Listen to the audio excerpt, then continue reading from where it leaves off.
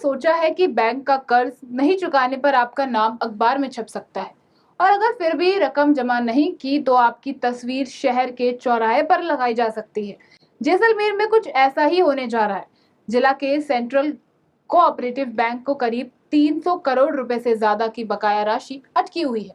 वर्षों से रिकवरी की कोशिश की के बावजूद अब अपेक्षित परिणाम नहीं मिल रहे हैं। अब बैंक ने सख्त और सार्वजनिक कार्रवाई का रास्ता चुन लिया है। जैसलमेर सेंट्रल कोऑपरेटिव बैंक अब बड़े बकायादारों के खिलाफ खुली कार्रवाई की तैयारी कर रहा है। बैंक प्रबंधन ने सबसे पहले 25 बड़े डिफॉल्टरों की सूची तैयार कर उनके नाम समाचार पत्रों में प्रकाशित करने की प्रक्रिया शुरू कर दी है। बैंक का कहना है कि ये कदम उन लोगों के चेतावनी देने के लिए उठाया गया है जिन्होंने विभिन्न योजनाओं के तहत लोन लिया लेकिन समय पर चुकाया नहीं।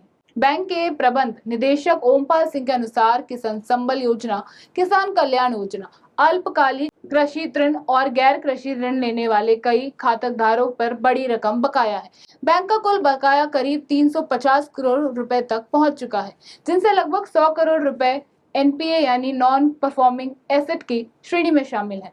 बैंक प्रशासन का कहना है कि यदि अखबारों के नाम प्रकाशित होने के बाद भी बकायादार ऋण जमा नहीं करवाते हैं तो अगले चरण में उनके नाम फोटो सार्वजनिक स्थानों पर तथा प्रमुख चौराहे पर लगाए जाएंगे। इतना ही नहीं, कार्रवाई केवल लोन लेने वालों तक सीमित नहीं रहेगी बल्कि उनके जमानतदारों को भी इस दायरे में लाया जाएगा। बैंक सहकारिता अधिनियम के तहत डिफॉल्टरों और उनके गारंटरों के नाम सार्वजनिक करने की तैयारी कर रहा है।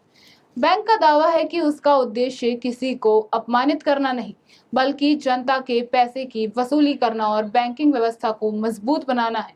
वहीं बैंक ने सभी बकायादारों से अपील की है कि वह सामाजिक बदनामी और कानूनी कार्रवाई से बचने के लिए जल्द से जल्द अपना बकाया ऋण जमा करवा दे।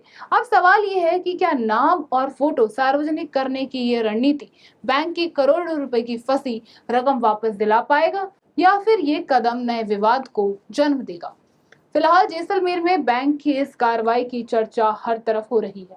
जैसलमेर केंद्रीय सहकारी बैंक की लंबे समय से जो वित्तीय स्थिति है वो काफ़ी खराब है। उसका मुख्य कारण ये है कि यहाँ के जो लोन हैं वो काफ़ी लंबे समय से एनपीए और नॉन रिकवरेबल वाली श्रेणी में चले गए हैं, जिसके कारण जो लंबे समय से जो हम जिनको किसानों को लोन देना चाहते हैं, नए किसानों को भी नहीं दे पा रहे हैं और पुराने रिकवरी में फंसे हुए लगभग 300 करोड़ रुपए हैं। उसके लिए शासन सचिव महोदय, रजिस्ट्रार महोदय और कलेक्टर महोदय के निर्देशानुसार बैंक ने विधि सम्मत जो कार्रवाई शुरू की है उसमें सहकारी अधिनियम की धारा 99(100) के तहत नोटिस जारी करना और उन नोटिस को समाचार पत्रों और मीडिया के माध्यम से प्रकाशित करवाना ताकि लोगों को ये संदेश पहुंच सके कि ये पैसा जो है सरकार का, इसको समय पर जमा कराएं ताकि ज़्यादा से ज़्यादा किसानों को इसको और लाभान्वित कर सके और बैंक जो कि लंबे समय तक किसानों की सेवा करता है वो इस वित्तीय संकट से बाहर आ सके। यही हमारा मूल मोटिव है। डिफॉल्टरों के लिए फोटो जो है प्रकाशित किए जाने की सूचना मिलती, क्या है पूरा वो? डिफॉल्टर्स के नाम हमने प्रकाशित किए हैं अखबारों में। वैसे अभी फोटो प्रकाशित करने के बारे में निर्णय जो है वो बोर्ड द्वारा लिया जाएगा।